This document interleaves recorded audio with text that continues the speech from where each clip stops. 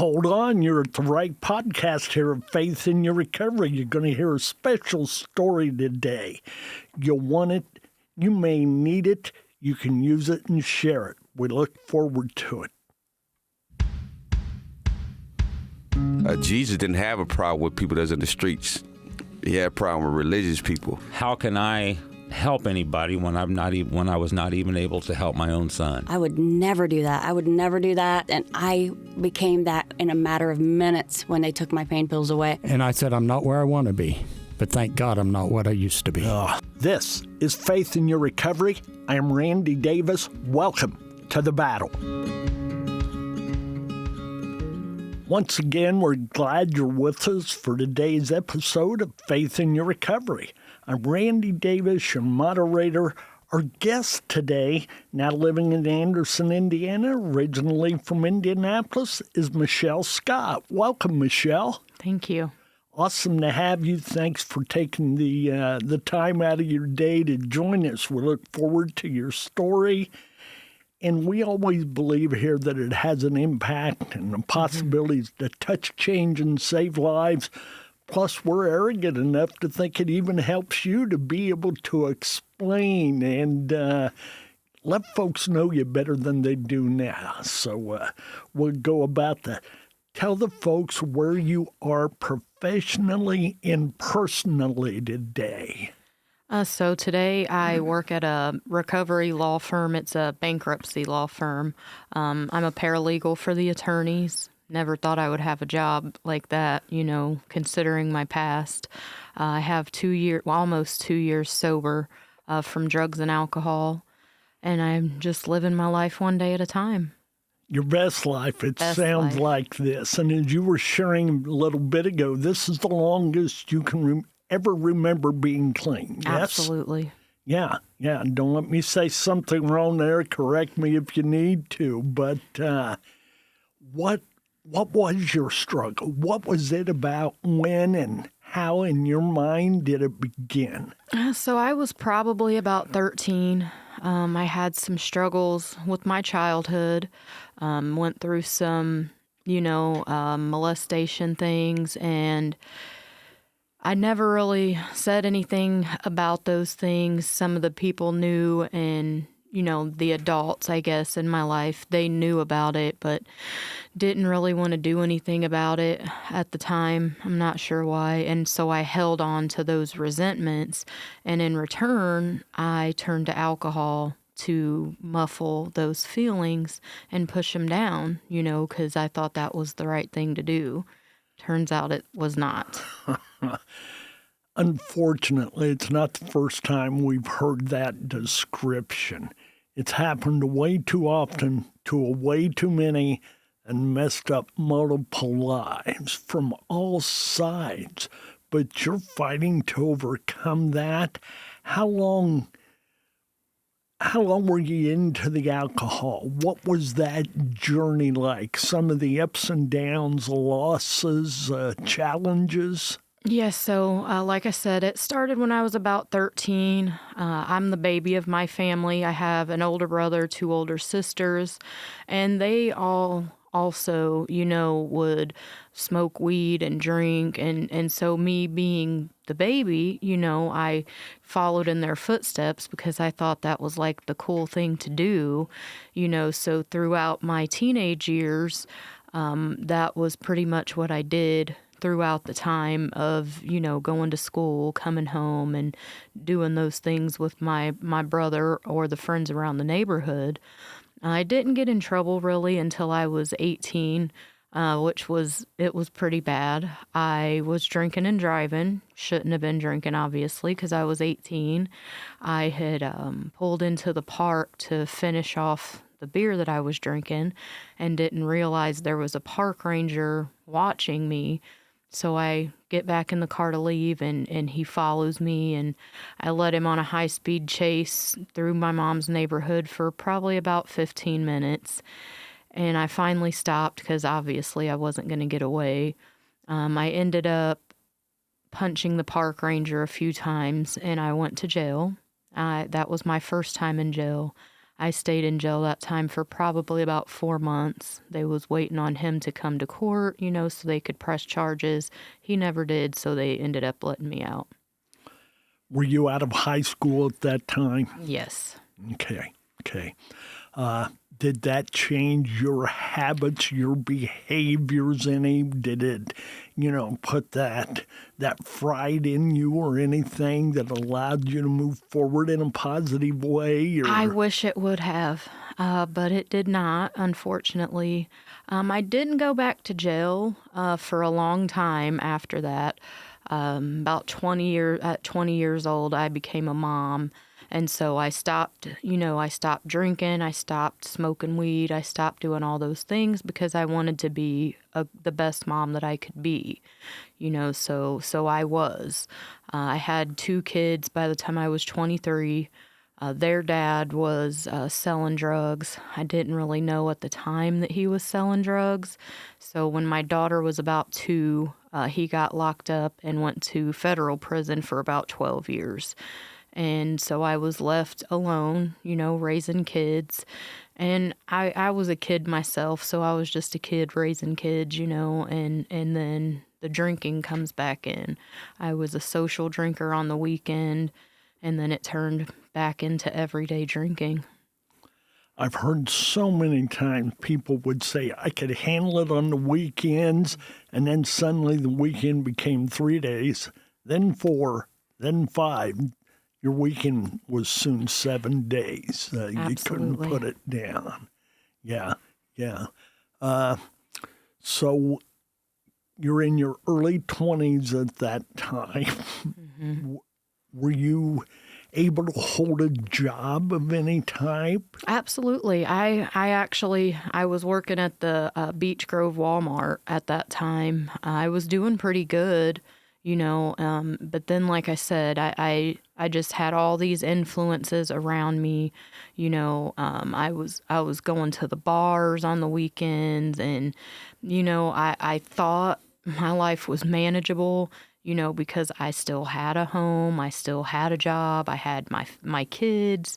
But slowly but surely it was rolling out of control. You had enough going for you that you could stay in denial absolutely. of the fact of what the alcohol was doing to you and everything else, Yes. obviously. Yeah. So as you're battling through that, you're on your own, the kid's father's away in prison. What was life like? I mean, my parents was both there, and they tried to help out. And now, mind you, neither one of my parents was ever addicts or alcoholics. They never even smoked cigarettes, and they honestly, looking back, I can say that they did the best that they could to their ability, but knowing what I know now, you can't help an addict or an alcoholic if they don't want to help themselves. That's where it's got to begin. We can have the heart for it. We want to see it change, but until you make the effort, it's not going to happen, is it? Never. And we're only going to drive them deeper in a hole sometimes. Mm-hmm. And, of course, the enabling comes in without us knowing it at times or thinking through what we're doing. So from the mid-20s to your 30s there, what did life look like? So I like I said, I was an alcoholic for quite a while. Like I said, thought I was functioning, but I wasn't. I had not really been introduced to any hard drugs at that time. But so one night, I was probably 25, 26. A friend of mine and I had just left the bar. It was probably 2, 3 in the morning, and we thought it would be a good idea to go play volleyball with some other friends. I had on some flip-flops, and I'm running, to serve the ball, and I fell. I injured my leg pretty bad. I ended up in the hospital and had a few surgeries, and here comes the pain pills. So I was on the hydrocodones first. Those wasn't doing much for me. at the time I thought I had a really good doctor, so instead of the hydrocodones, they gave me morphine. And it was a pretty big dose of morphine, and I just thought, oh man, life doesn't get any better than this. I wasn't able to work at the time, so of course I had these pills, and I had friends that liked pills, so I had my drugs for free, and I would supply my friends, and of course they would buy them, so there was my hustle, and not knowing then how many people I was hurting, it was definitely the beginning of my downfall. Did you have anybody in your life at that time that was trying to coach you, mentor you, get you to understand what was going on and the damage it was doing? Or were you so surrounded by those who were struggling too that you didn't hear anyone else? So, my brother, we lived next to each other for quite a while, and he only smoked weed at the time, that I knew of. And so he definitely tried to give me the pointers, and, because I had my kids and I was trying to be a mom, and he didn't want to see me living the life I was living. But at that point in my life, I wasn't trying to hear none of that. No. While you were into the morphine, as you just described, were you still into the alcohol? Absolutely. So you were going both ways there with that. Yeah. Okay. Had to be doing some damage mentally, emotionally, relationally. Yeah. Any one of those and a whole lot more. Mm-hmm. Yeah. What was your biggest fear then? Do you recall? It was kind of a blur to me, so I can't really remember having fears other than my doctor not writing the next prescription. Gotcha. And that makes total sense. Did you have any Christian faith at that time? Well, that's kind of funny you bring that up, because I was such a hypocrite. I would, before I started drinking on Sundays, me and my kids would go to church. And we would do the church thing for a while, but as soon as church was over, it was just right back to the same old rodeo, coming home and having that cold beer in the fridge, or, having the pills ready. And, at the time I didn't look at the pills as a bad thing because they was prescribed to me. Of course. Yeah. I've heard that more than once as well. If they're prescribing it, it can't be bad. And it's not unless we're abusing it. Absolutely. Yeah. So, all right then, go ahead and lead us forward. Yeah, so I had moved from the east side of Indy to the south side, which I thought would be like a better fitting lifestyle for me and my kids. I had moved into some townhomes, and my neighbor lady, she was a little bit older than me, and I thought she was pretty cool. My brother lived across the street from me, so that was nice. I wasn't alone. I had some support. And I at that point, I wasn't drinking as much, but I was still taking all these pills. Then some things happened where the nurse practitioner that I was seeing was no longer allowed to write controlled substance prescriptions. So my neighbor lady was like, oh, well, I didn't want to, introduce you to this, but I do heroin. So I'll give you a little bit and you can see if it helps with your pain, and I did some, and I used to say that it wasn't bad, because I wasn't doing it all the time. But anytime you're doing heroin, it's bad. Amen. So, I did that occasionally. When my brother found out, he totally flipped out. So I quit. I just, I wasn't doing any of that at all. I started drinking again. And from there's some blurry spots. But so I basically would just drink at that point, which, nobody really wanted me around at that point either, because I was a mean drunk, but in my eyes, it was okay because I was still managing my life. I still worked. I had a car, my home, my kids, and we're just not manageable. Life was working from the outside in, not the inside out. Absolutely. You knew the truth. You used the term hypocrite a little bit ago with your sharing about faith and church involvement.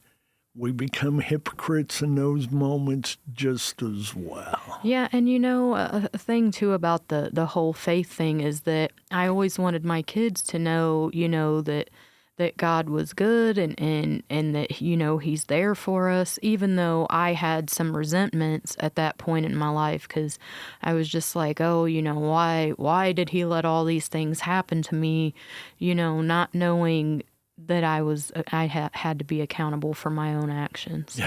Yeah. So.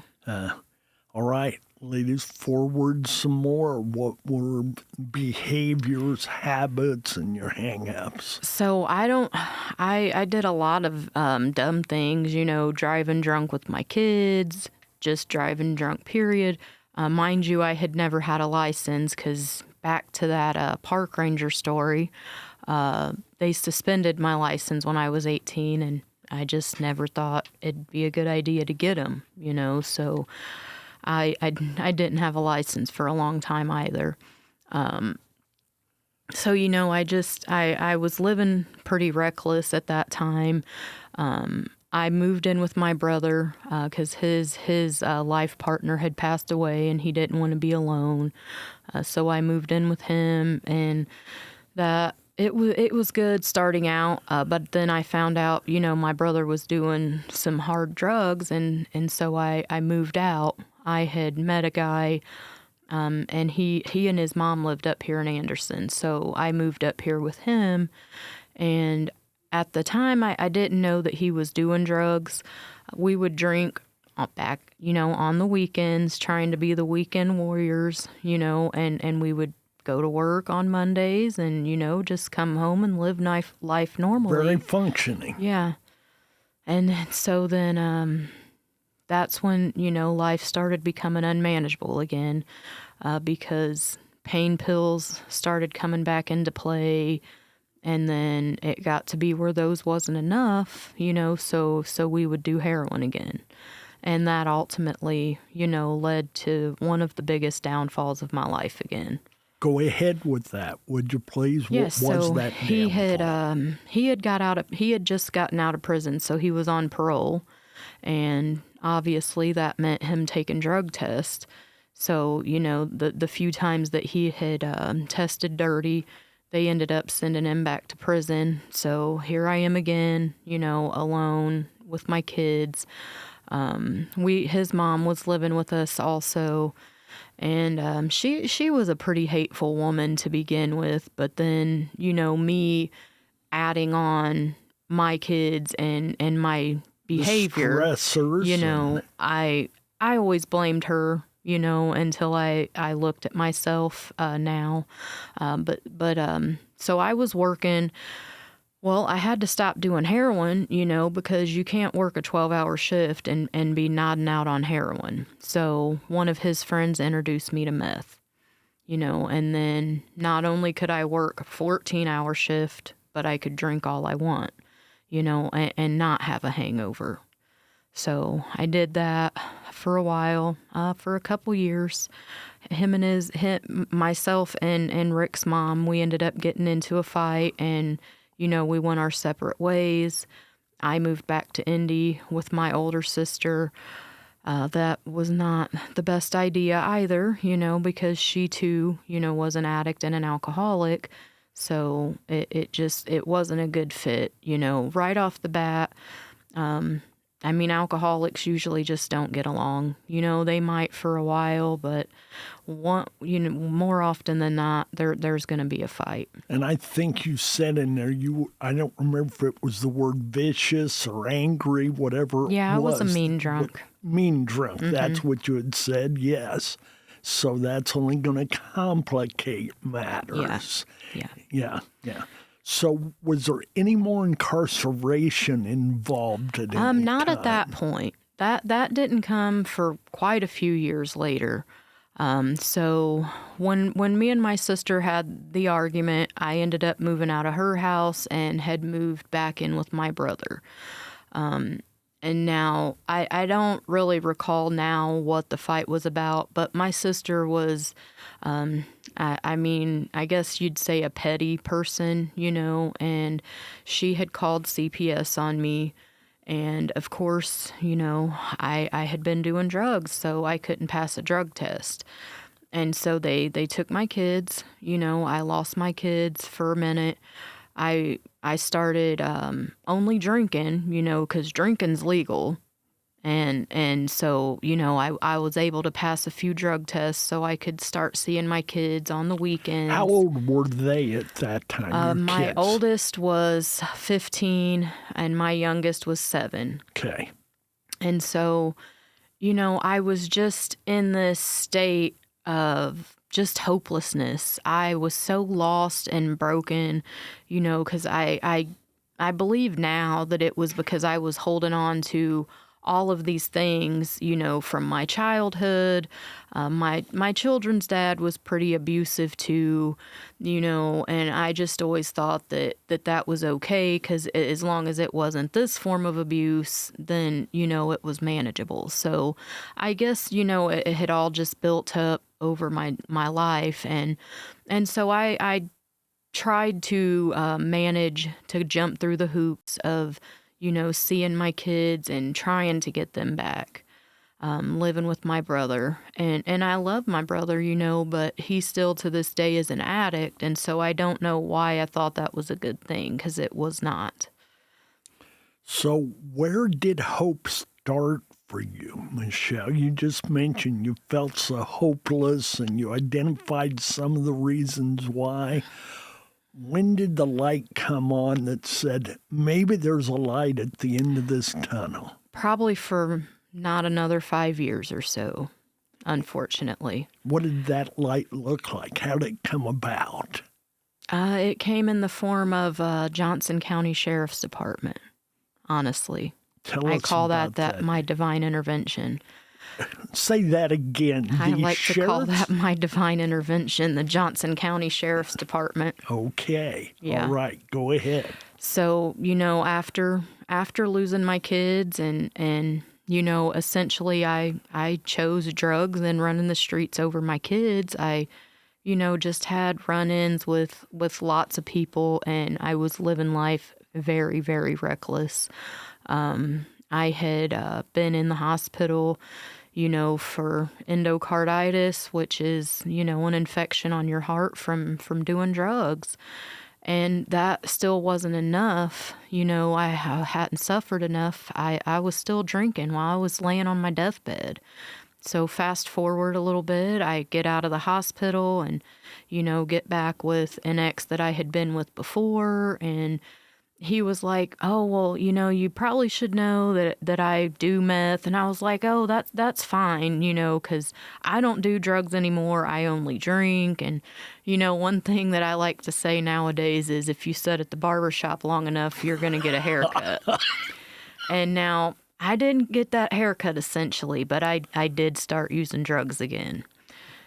And so, not only was I using drugs, I was selling drugs, and it was just all bad, and I had never had any hard charges, only driving while suspended, because I never thought it was a good idea to get a license. Right. So we had got pulled over in Greenwood and had a car full of drugs. He had given them permission to search the vehicle.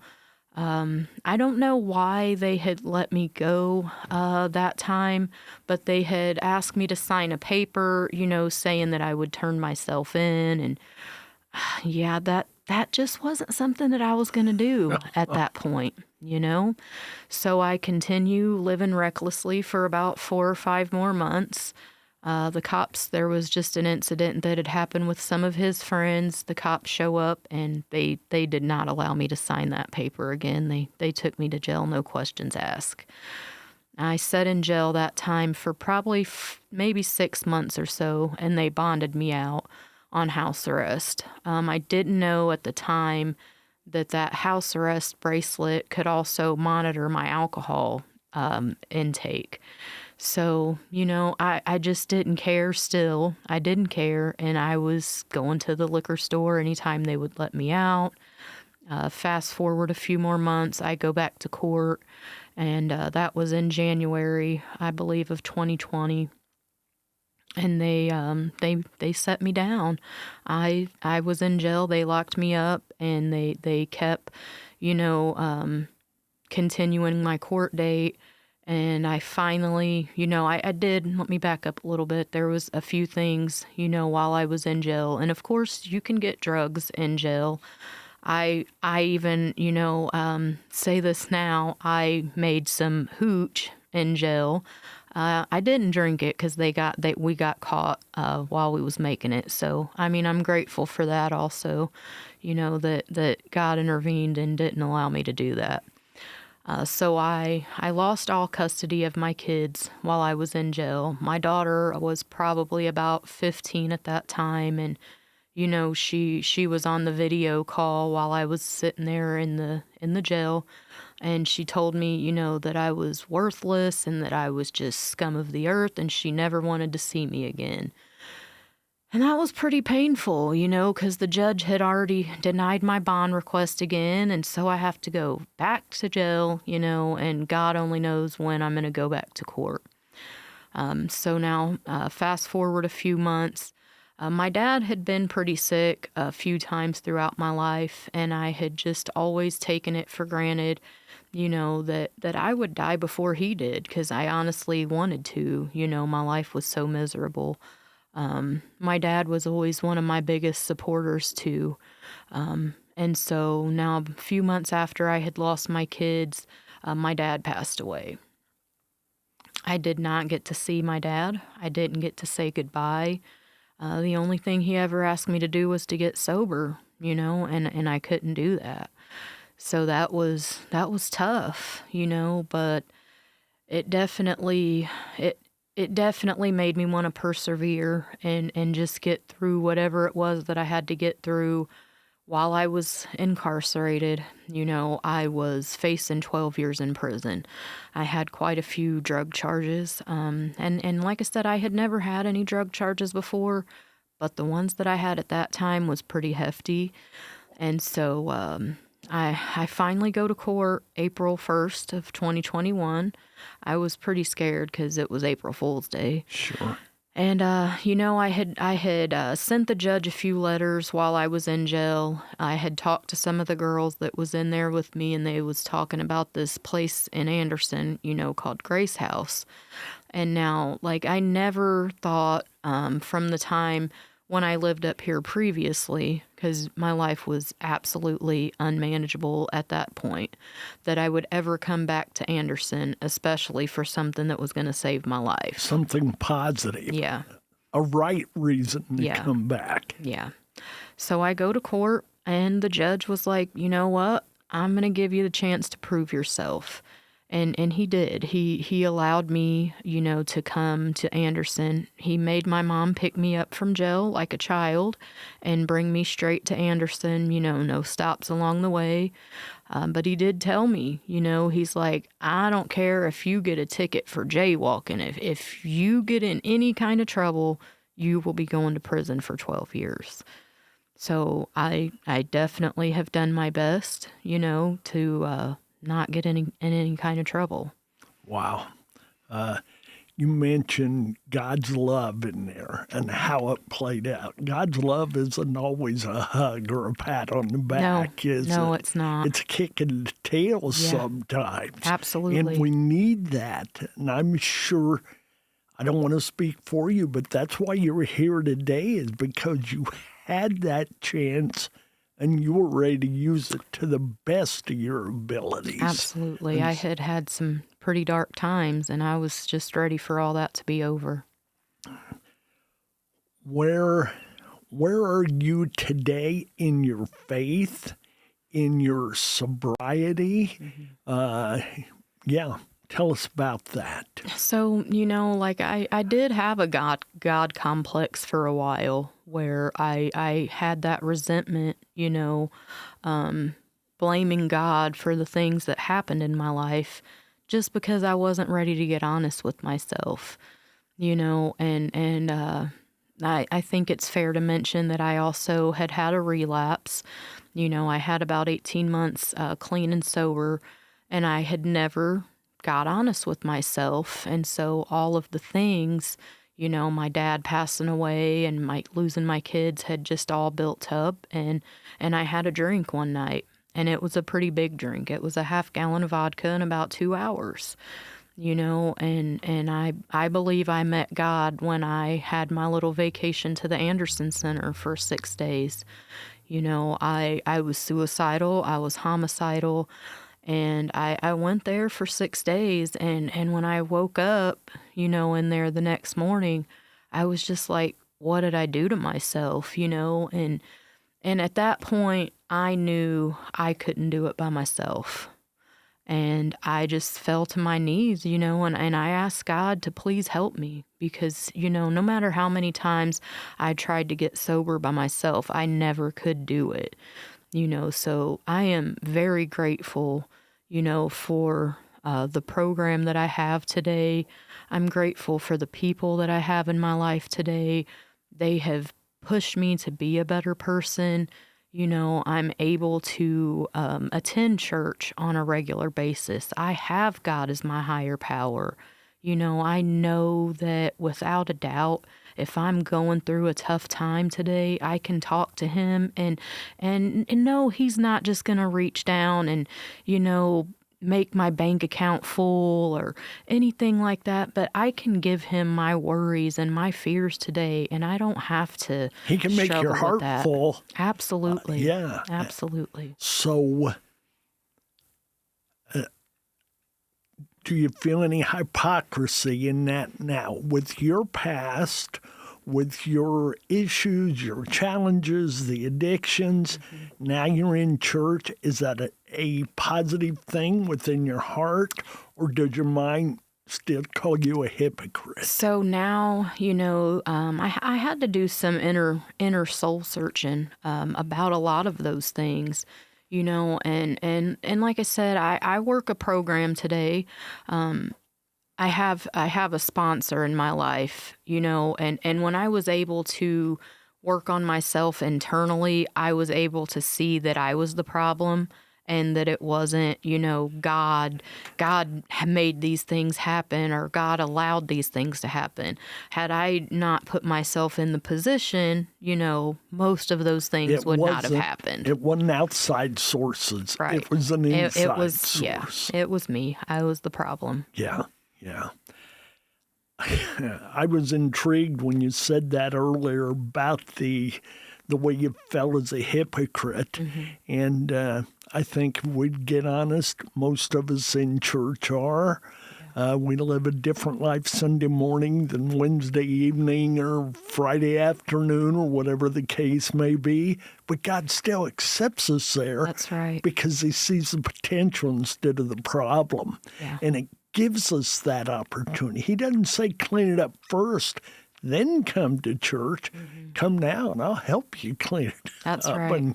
And you're living testimony of that. Yeah. And so many times I wanted to give up and throw in the towel, but he never let me, and I got mad a few times, because I just was so miserable. I didn't want to do it anymore.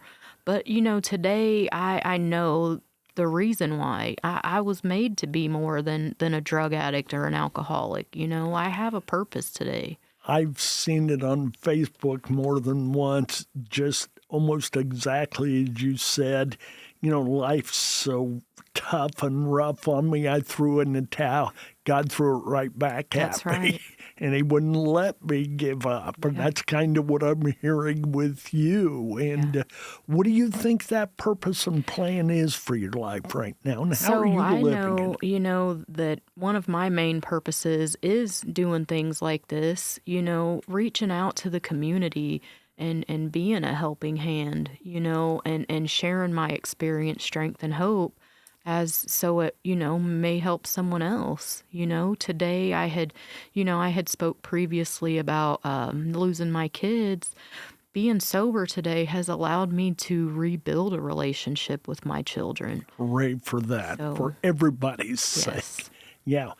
What do you consider maybe 3 or 4 of your coping skills for life when the darkness settles in or the load gets heavy? Give us 3 or 4 of the ways you cope with that. So praying is my first and foremost coping skill, you know, just giving it to God. Should be for all of us. That's right. You know, Addiction I like to or journal. I like talking to my sponsor, going to meetings.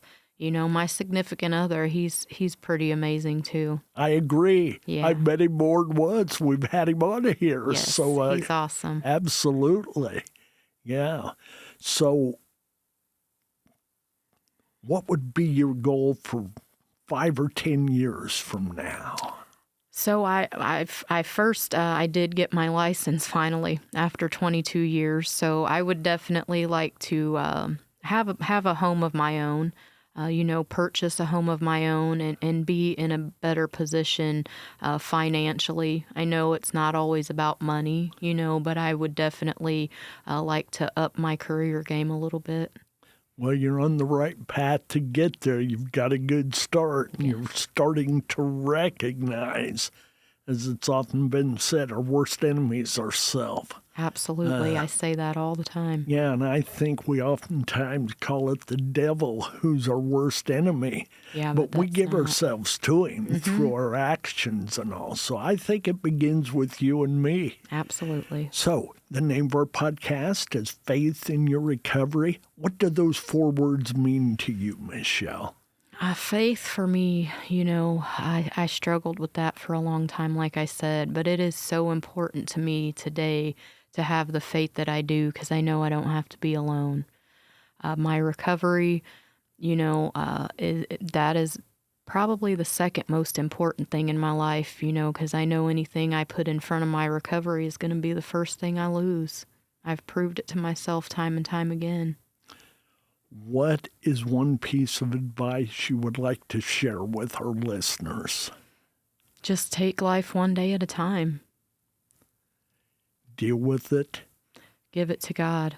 You don't have to deal with it alone. That's it. I'd love you keep going back to you don't have to do it alone. You don't have to.